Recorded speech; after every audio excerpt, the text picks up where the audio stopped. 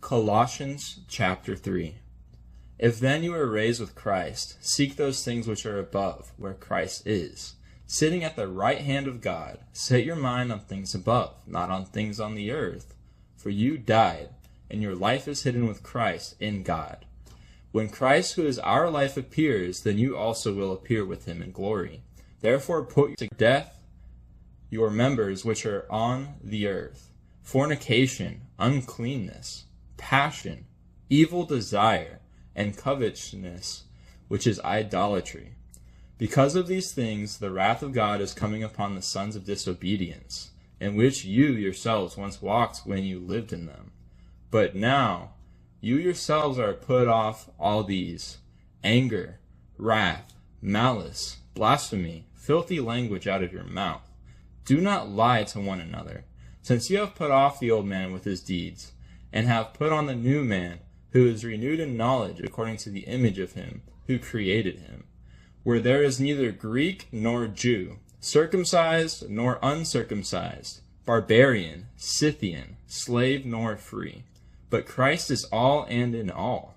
Therefore, as the elect of God, holy and beloved, on tender mercies, kindness, humility, meekness, long-suffering, bearing with one another, and forgiving one another. If anyone has a complaint against another, even as Christ forgave you, so you also must do. But above all these things, put on love, which is the bond of perfection, and let the peace of God rule in your hearts, to which also you were called in one body, and be thankful. Let the word of Christ dwell in you richly in all wisdom, teaching and admonishing one another in psalms and hymns and spiritual songs, singing with grace in your hearts to the Lord. And whatever you do, in word or deed, do all in the name of Lord Jesus, giving thanks to God the Father through him. Wives, submit to your own husbands, as is fitting in the Lord. Husbands, love your wives, do not be bitter toward them. Children, obey your parents in all things, for this is well-pleasing to the Lord. Fathers, do not provoke your children, lest they become discouraged.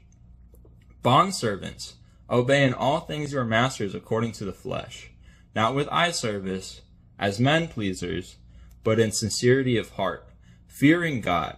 And whatever you do, do it heartily, as to the Lord and not to men, knowing that from the Lord you will receive the reward of inheritance. For you serve the Lord Christ. But he who does wrong will be repaid for what he has done, and there is no partiality.